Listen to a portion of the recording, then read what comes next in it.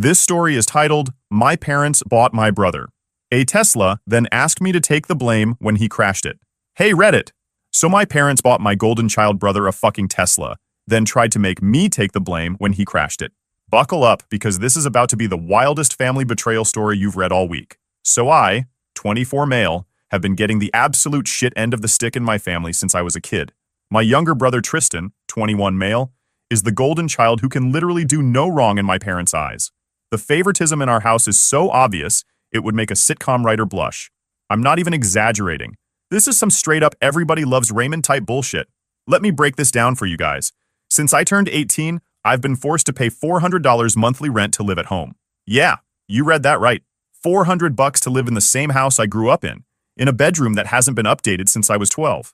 Meanwhile, my brother lives completely rent-free, eating food I help pay for, using utilities I help cover, and generally acting like he owns the damn place. When I finally got the balls to call out this obvious BS, my parents hit me with that classic, our house, our rules garbage that parents use when they know they don't have a real explanation. The double standards don't stop there. When I was in high school, I had to maintain a 3.8 GPA while working weekends at a local hardware store. I wasn't allowed to go to parties because I needed to focus on my future. Tristan? This dude barely passed his classes, never held a job through high school, and was allowed to party every weekend because he's just being social and needs to enjoy his youth. Every achievement of mine got a half-hearted good job, while Tristan got praised for the bare minimum effort. I worked 40-plus hours weekly at this soul-crushing corporate job just to save enough to escape this hellhole. My plan has been to save up enough for a decent apartment and first and last month's rent. But every fucking time I get close to having enough saved up, some mysterious family emergency appears. And guess who's expected to help out? I graduated college 3 years ago. I busted my ass working part-time while taking a full course load, graduated with honors, and had a job lined up within 2 weeks of graduation. My reward for this achievement? A half-assed congrats text and a $50 Applebee's gift card. No party, no celebration dinner, nothing. Just, here's some mediocre chain restaurant food, now keep paying rent. Last month, Tristan finally graduated with a solid 2.4 GPA after 6 years of what I can only assume was professional beer pong training. This dude changed his major 3 times, failed multiple classes that he had to retake, and basically treated college like an extended vacation that occasionally required writing papers. And what did my parents do to celebrate his mediocre achievement? They bought him a fucking Tesla Model 3 Performance. Not the base model, the $60,000 plus version with all the bells and whistles, premium sound system, the works. I still remember the day they gave it to him. We were all standing in the driveway, and my dad hands Tristan this small box. Inside are the keys to this gleaming white Tesla parked across the street.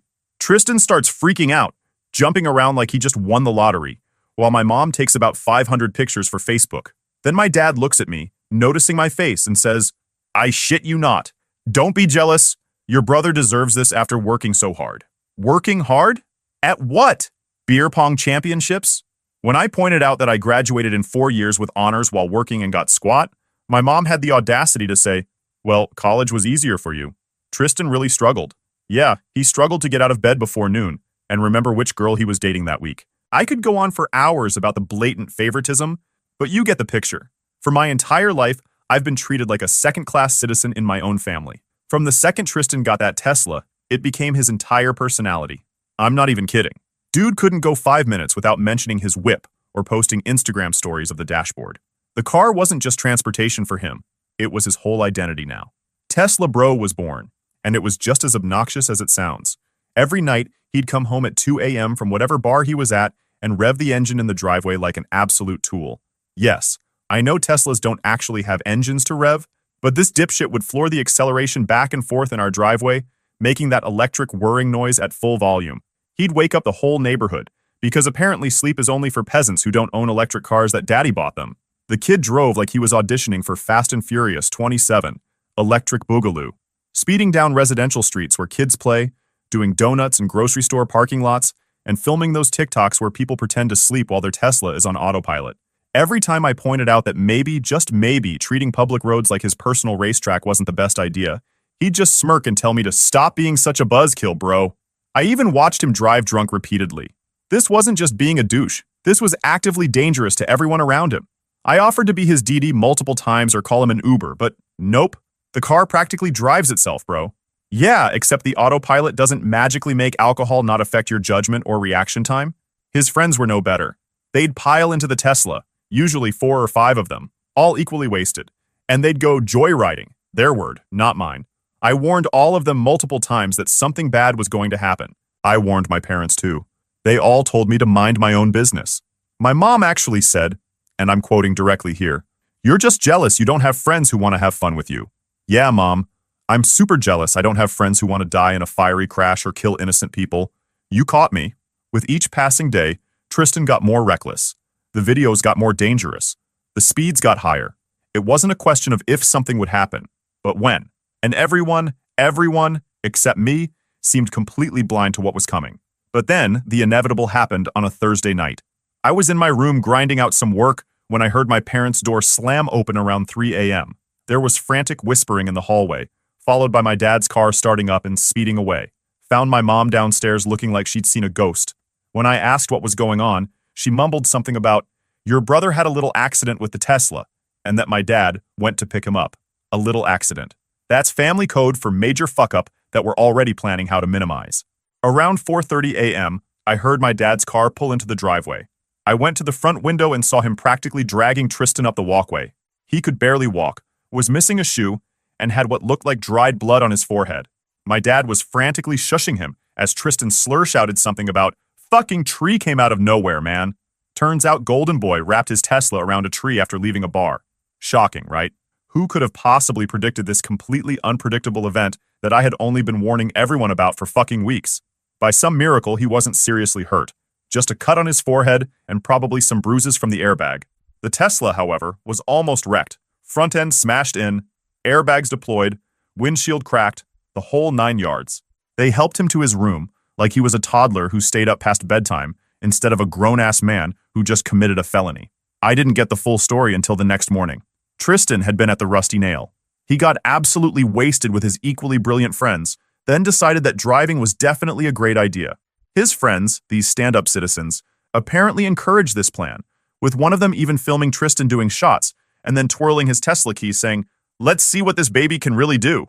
On the way home, he took a corner way too fast, lost control, jumped the curb, and plowed straight into some poor homeowner's massive oak tree. My dad got there before the police would showed.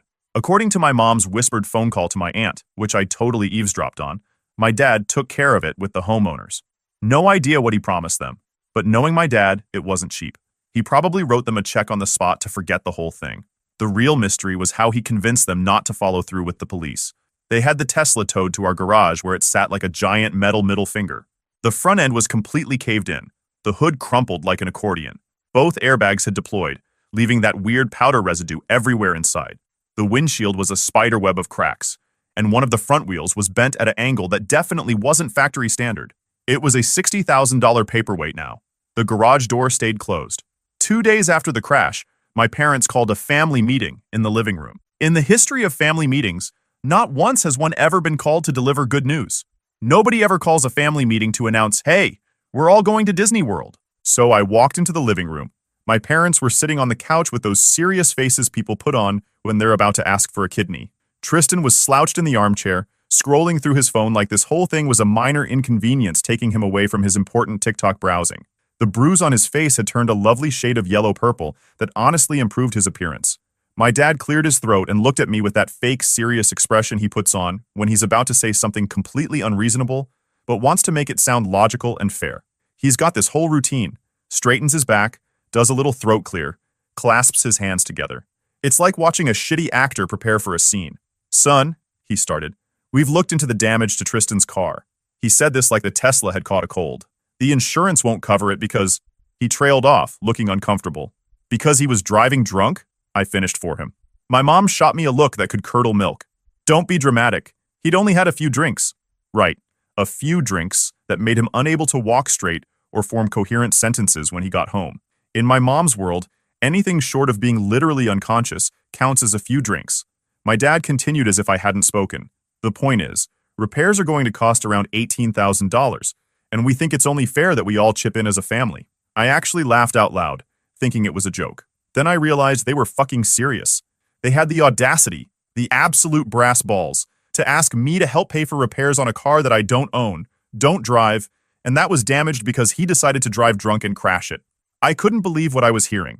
You want me to help pay for repairs on a car that I don't own, don't drive, and that was damaged because he decided to drive drunk? I repeated, just to make sure I wasn't having a stroke and hallucinating this conversation. We're a family, my mom said, as if that explained everything. And you're the only one with significant savings right now? Ah, there it was. They knew I had been saving to move out, and they saw it as a convenient pot of money to fix their golden child's mistake. My savings wasn't for my future. It was just an emergency fund for Tristan's fuck-ups. Got it. How much are you expecting me to chip in?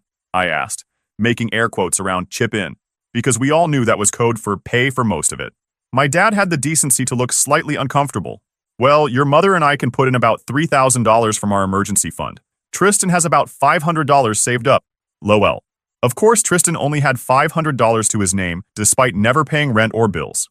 That money was probably earmarked for weed and whatever overpriced streetwear brand he was into that month. So you want me to pay the other $14,500? I finished for him. It wasn't a question. My dad nodded, like he was relieved I understood. We'll figure out a payment plan. Maybe $1,000 a month until it's paid off. We know you've been saving up. Tristan finally looked up from his phone at this point, and all he said was, "It's not like you need a fancy apartment anyway. You're always working." The audacity of this kid could power a small city. He crashes his Tesla that I warned him not to drive drunk, and now he's giving me financial advice on how I should spend my hard-earned money? The money I earned while working 2 jobs and paying rent to my own parents? That's when I lost it. I laughed again, but it wasn't a happy laugh. It was the kind of laugh you do when something is so absurd you can't even be properly angry about it anymore. "I'm not giving you a single cent for this," I said, looking each of them in the eye. Tristan crashed the car because he was driving drunk, and he should be grateful he's not sharing a cell with some guy named Bubba right now. This is his problem, not mine. My parents looked at me like I'd just suggested we sacrifice the family dog. "After everything we've done for you," my mother began, her voice trembling in that manipulative way she's perfected over the years. The Guilt Trip Express was leaving the station. "What have you done for me exactly?" I asked. "Made me pay rent while he lives free? Given him a Tesla while I drive a car that's older than his driver's license? Constantly dismissed my accomplishments while celebrating his mediocrity? Please elaborate on all you've done for me that justifies me paying for his drunk driving accident." My dad's face turned that special shade of red that only appears when someone challenges his authority. "You will contribute to fixing your brother's car. End of discussion." I stood up, surprising even myself with how calm I felt. "No, I won't. End of my discussion." The looks on their faces were priceless. They were so used to me giving in, to me being the responsible one who sacrifices for the family, that they couldn't process this new version of me who wasn't rolling over. "You're being selfish," my mom said, pulling out the ultimate weapon in her arsenal. "No, I'm being realistic," I replied. Tristan chose to drive drunk. He chose to crash the car. Means he can deal with the consequences for once in his life. I walked out of the living room and went back to my room, ignoring their calls to come back and discuss this like adults. The irony of them suddenly wanting an adult discussion was not lost on me. As I closed my bedroom door, I heard Tristan ask, "So does this mean I'm not getting the car fixed?" Always focused on his goals, that kid. I had no idea what they'd do next, but I knew one thing for certain. This was far from over. In my family, no isn't considered a complete answer. It's just an invitation to find more creative ways to get what they want. The next few days were tense as fuck. My parents barely spoke to me, except to ask if I'd reconsidered their generous offer to let me pay for Tristan's fuck-up. I kept my answers short and to the point. No. This led to a lot of heavy sighs, slammed doors, and my mom doing that passive-aggressive thing where she talks about me in the third person while I'm literally in the same room. "Some people just don't understand family loyalty," she'd say to no one in particular, while I was eating breakfast 3 feet away from her. "Real subtle, Mom." I caught them whispering a few times, huddled around the kitchen table with papers spread out. They'd go quiet when I walked in. Never a good sign in my family. Anytime people stop talking when you enter a room, you can bet your ass they're talking about you, and not in a "we're planning his surprise party" kind of way. Friday night, I came home from work to find my dad on the phone with someone from the insurance company. He was in his professional voice, the one he uses when he's trying to convince people he's not full of shit. I caught phrases like comprehensive coverage and vandalism claim before he saw me and took the call into his office. Vandalism claim? That was new. Last I checked, drunk driving into a tree wasn't considered vandalism unless the tree pressed charges. I figured they were grasping at straws, trying to find some loophole to get the insurance to pay. Good luck with that. Insurance companies employ entire departments of people whose only job is to find reasons not to pay claims. But whatever. Not my circus, not my monkeys. Saturday morning started with a bang. Literally. I was jolted awake at around 7 a.m. by what sounded like someone beating the shit out of a metal trash can. I stumbled out of bed and looked out my window, which overlooks our driveway, but couldn't see anything unusual. The noise had stopped. I figured it was just the garbage collectors being extra aggressive and went back to bed. About an hour later, all hell broke loose. I woke up to shouting coming from the garage. I threw on some sweats and went downstairs to find Tristan standing in the open garage, my parents behind him, all three staring at the Tesla. The car was even more wrecked than before. And I don't mean a little more damaged. I mean it looked like the Hulk had a personal vendetta against it. The windshield was completely shattered, all the windows were broken, and there were massive dents in the doors and hood. The side mirrors were dangling by wires, and one of the headlights was just gone. It was almost impressive how thoroughly destroyed it was. What the hell happened? I asked, genuinely confused. The car had been fucked up from the crash, sure, but this was next-level destruction. Tristan spun around, his face red with what looked like practiced rage. Like you don't know. You did this. I actually laughed. The fuck? I was asleep all night. I didn't touch your car. My dad held up something, a baseball bat from my high school days that I kept in my closet as a memento from when I played. Then why was this in the bushes outside? My dad asked, his voice doing that fake calm thing that means he's actually super pissed. I said I had no idea, but my mom cut me off. Don't lie to us. It was my bat that I'd owned for years, but I hadn't touched it in months. It lived in the back of my closet along with other high school sports stuff I never used anymore. We've already called the insurance company, my dad said smugly. They're sending an investigator on Monday. We told them someone vandalized the car out of jealousy. That's when it clicked. Tristan must have taken my bat and further damaged his already wrecked Tesla, then planted the bat to frame me. The insurance wouldn't pay for the drunk driving accident, but vandalism? That might be covered. And bonus points for getting revenge on Big Bro who wouldn't pay for his mistake. Now it made sense. I looked at Tristan and saw that little smile he was trying hard to hide. This wasn't just him being a spoiled brat. This was actual malice. He deliberately set me up, and my parents were in on it. You're seriously going to frame me for this? I asked, looking straight at Tristan. He smirked. Who do you think they'll believe? The straight A student with a bright future or the jealous older brother who still lives at home and complains about everything? My parents stood behind him, arms crossed, a united front against me. They'd already chosen their side, as they always did. It didn't matter that what they were doing was literally insurance fraud, a felony. It didn't matter that they were willing to let me take the blame for something I didn't do. All that mattered was protecting their golden child. This is bullshit, and you know it, I said, surprisingly calm considering the circumstances. I didn't touch the car. I was asleep all night, my mom scoffed. We heard you leave your room around 2 a.m. The neighbor's security camera probably caught you too. Now that was interesting. We didn't have neighbors with security cameras, at least none that would capture our driveway or garage. They were bluffing, which meant they knew exactly what had happened, because they had helped plan it. Or at the very least, they knew Tristan did it and were covering for him.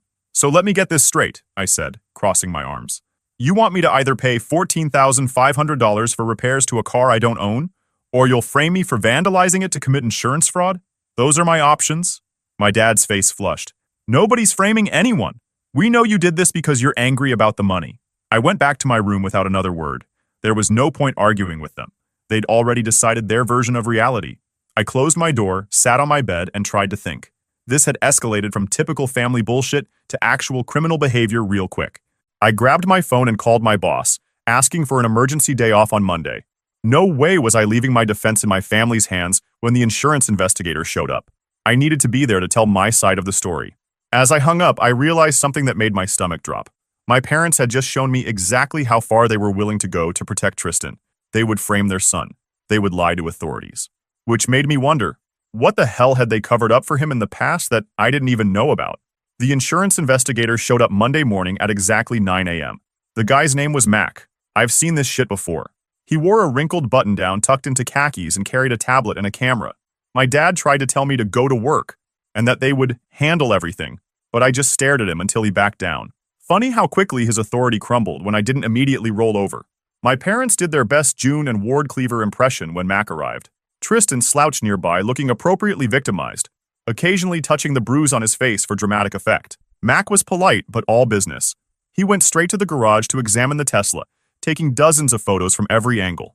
He spent a long time looking at the front-end damage versus the new damage, which made me hope he might notice the obvious. This car had been in two very different incidents. After examining the car, Mac asked to speak with each of us separately. My parents went first, together. They were in there for about 30 minutes. Then Tristan went in for his interview, which lasted maybe 15 minutes. I could hear him raising his voice at one point, probably for dramatic effect. When it was my turn, I sat down across from Mac at our kitchen table, where he had set up his laptop and some papers. He looked at me and said he had some questions about my whereabouts on Friday night and early Saturday morning. I told him the truth. I was home, in bed, asleep. I had come home from work around 6 p.m., made a sandwich, played some Xbox, and went to bed around 11. I didn't leave my room until I heard the commotion in the garage the next morning. Mac nodded, making notes. Then he asked me point blank if I had anything to do with the damage to the Tesla. No, I said, looking him straight in the eye. And here's what you need to know that they probably didn't tell you. That car was already significantly damaged before this so-called vandalism happened. He raised his eyebrows, the most emotion he'd shown so far. I explained everything. The Tesla was a gift to Tristan for his mediocre graduation. He'd been driving it recklessly since he got it. I told Mac about the drunk driving, the speeding, the TikTok videos. Then I got to the crash, how Tristan had wrapped it around a tree while driving drunk about a week ago, and my parents had somehow managed to avoid police involvement. Check the airbags, I told him. They've already been deployed from the initial crash. Look at the front-end damage versus the new damage. It's clearly different. The front-end damage is from impact with a tree. The rest is from, well, not from me. I also told him about my parents' attempt to get me to pay $14,500 for repairs, and how the vandalism mysteriously happened right after I refused. Mac wrote everything down without showing much reaction. Then he asked if there was anyone who could verify I was in my room all night. No, I admitted. I live with my parents and Tristan, but I did order a pizza around 9:30 p.m. on Friday, and I was playing Xbox Live with friends until about 11. They can confirm I was online. He nodded and made more notes. Then he surprised me by asking, "Do any of your neighbors have security cameras?" "Not that would cover our garage or driveway," I said. "The Johnsons across the street have a doorbell camera, but it only sees their porch." He wrote something down. Then he thanked me and said he'd be in touch with the family soon. As we walked back to the living room, I could feel my parents and Tristan staring daggers at me. They knew I hadn't stuck to their script. After Mac left, all hell broke loose. My parents lost their collective minds. How dare I tell the truth to the investigator? The horror. My mom cried about me, trying to ruin Tristan's life over one mistake, as if drunk driving and insurance fraud were on the same level as forgetting to take out the trash. My dad got in my face, pointing his finger and telling me I'd better call the investigator back and fix this if I knew what was good for me. Tristan just smirked from the couch, confident his plan would work because it always had before. The golden child always wins, right? I went to my room and locked the door, ignoring their demands to come back downstairs. For the next 2 days, I went to work, came home, went straight to my room and locked the door. I ordered delivery food and only came out when I knew they were asleep. It was like living in a hostile foreign country where I didn't speak the language and everyone hated me. On Wednesday afternoon, I got a text from an unknown number. "This is Mac from State Farm Insurance. Could you meet me on Main Street at 4 p.m. today? I have some follow-up questions." I texted back that I'd be there. I didn't tell my family where I was going. I just left work and went straight to Starbucks. Mac was already there, sitting at a corner table with his laptop and a stack of papers. He motioned for me to sit down. "I wanted to talk to you away from your family," he said, his voice low. "We've uncovered some inconsistencies in the claim." Turns out, Mac was more thorough than my family anticipated. He'd canvassed the neighborhood looking for security footage and found something. The neighbors 2 doors down had installed a new security system last month that had a wide-angle camera covering most of the street. And guess what it captured at 2:13 a.m. on Saturday morning? Tristan, clear as day, taking my baseball bat from my car's trunk, where I kept sports equipment, and going on his already damaged Tesla. The footage showed him methodically breaking every window, denting the hood and doors, and even ripping off one of the side mirrors. Max slid his tablet across the table to show me the footage. There was my brother, at 2 a.m., staging the entire thing. It was so obvious and funny. "I've been doing this job for 15 years, Max said, "and this is one of the dumbest frame jobs I've ever seen." He then told me he'd already reported the findings to his superiors at the insurance company. They were denying the claim and had referred the case to their fraud department. He had also been in contact with the local police, who wanted to speak with me and Tristan. "The police officer will be here in about 10 minutes, Max said. "I wanted to give you a heads up before they contact your family. Given the circumstances, I thought you might prefer to talk to them separately." I thanked him, genuinely grateful for his thoroughness and for believing me. The police officer arrived. She was a woman. She took my statement, showed me the footage again, and asked if I wanted to press charges against Tristan for attempting to frame me. The DA will decide whether to pursue the insurance fraud charges, she explained. But for the false reporting and the attempt to frame you, that's your call. I sat there thinking. Yes, Tristan is my brother, my flesh and blood. But he was also the person who had deliberately tried to frame me for a crime I didn't commit, who would have happily let me take the fall for his drunk driving and subsequent tantrum, potentially ruining my record, my job prospects, my life. I thought about all the years of favoritism, all the double standards, all the times I'd been made to feel less than because I wasn't Tristan. I thought about how they were willing to let me take the fall for insurance fraud to protect him. And then I thought about how fucking tired I was of all of it. Yes, I told the officer.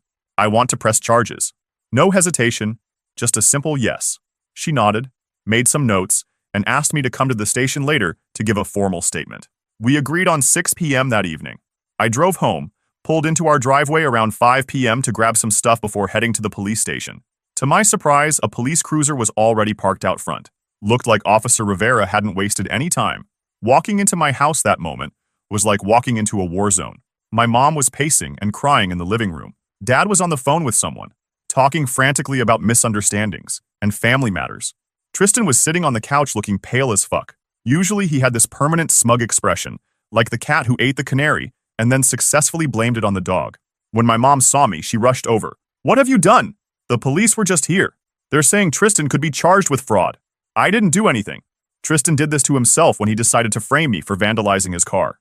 My dad hung up his phone and stormed over. "This is ridiculous. We can handle this as a family. You need to call them back right now and tell them you don't want to press any charges." "No," I said simply. "I'm done covering for him. I'm done being the fall guy. None of you can make me drop the charges now." The aftermath was exactly the shit show you'd expect. My mom vacillated between crying and trying to guilt me into dropping the charges. My dad switched between threatening me and offering bribes. Suddenly he could help with my rent on a new apartment if I just made this go away. Tristan tried apologizing, but it came off as sorry I got caught rather than sorry I'm a scheming asshole. At 5:45, I went upstairs. I knew I wouldn't want to come back to this house after giving my statement. So I packed a duffel bag with clothes, my laptop, and some important documents. When I came back downstairs with my bag, my parents looked alarmed. "Where do you think you're going?" my dad demanded. "I'm going to the police station to give my statement, and then I'm staying with a friend for a while." My mom started wailing louder. "You can't leave. We need to handle this as a family." "We stopped being a functional family a long time ago," I replied. "Maybe we never were." My dad stepped in front of the door, blocking my exit. "If you walk out that door and go through with this, don't bother coming back. You'll no longer be welcome in this house. If you do this to your brother, you're choosing to destroy this family." I looked him straight in the eye. "No, Dad. I'm not destroying the family. I'm refusing to let the family destroy me anymore. And if you are really willing to disown me because I didn't let that happen, I'm fine with it." I stepped around him and walked out the door. He called after me, something about ungrateful children and family loyalty, but I didn't look back. I got in my car and drove to the police station. Giving my formal statement took about an hour. The officer explained what would happen next. Tristan would be charged with filing a false police report, attempted insurance fraud, and potentially additional charges related to the original DUI crash that had never been properly reported. "This might get messy," she warned me. "Family cases often do. Are you sure you want to proceed?" I nodded. "I'm sure." When I left the police station, I had a text from my buddy Chris. "Got your room ready. Ordered food, don't be late, bro." I'd called him earlier to see if I could crash at his place for a few days, and being the solid friend he is, he didn't even ask questions. As I drove to Chris's apartment, my phone blew up with texts and calls from my family. I turned off my phone and kept driving. For the first time in years, maybe ever, I felt like I was finally stepping up for myself. Chris was waiting on his porch when I pulled up, 2 sodas in hand. He didn't ask for details right away, just helped me with my bag and told me that whatever it is, we'll figure it out. And in that moment, I realized something important. This was what actual family was supposed to feel like. Not obligation, not manipulation, not constant competition, just unconditional support. The kind I'd never found at home. Edit 1. Holy shit, this blew up overnight. Thanks for the awards and support, Reddit. That means a lot, guys. Edit 2. For everyone asking for an update. Stay tuned, it's coming soon. LOL, that kinda rhymed. Update. Hey, Reddit.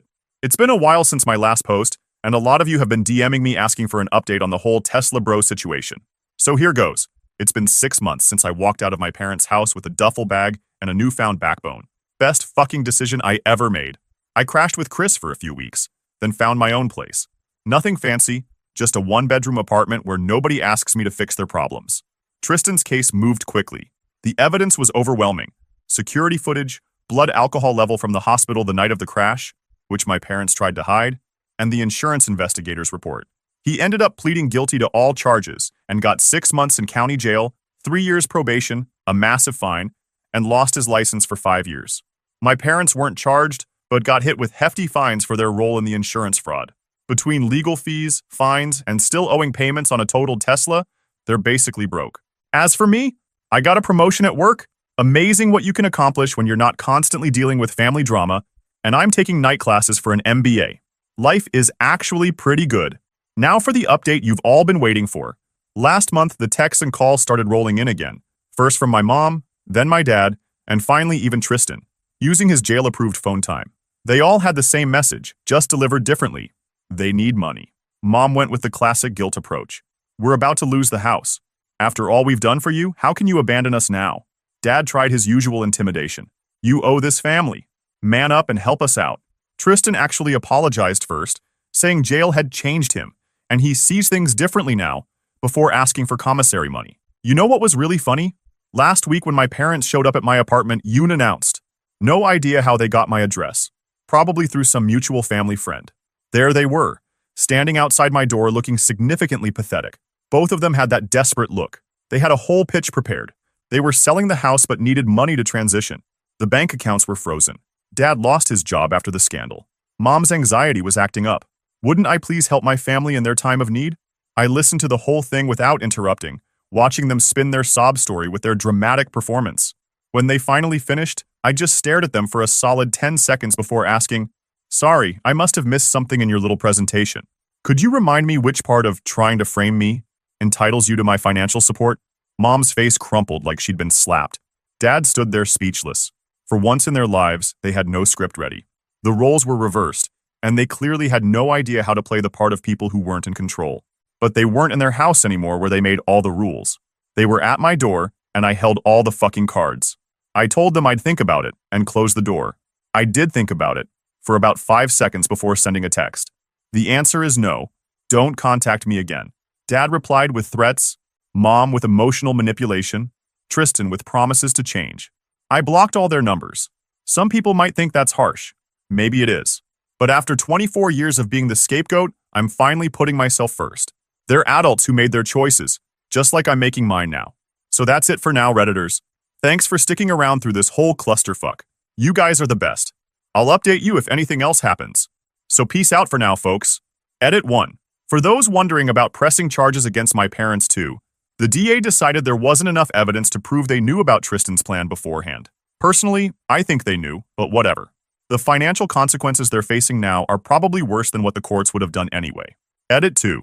To the few people DMing me saying, but they're still your family. Oh, come on. Being related by blood doesn't give someone the right to frame you for felonies. That's not how family works. That's how prison gangs works.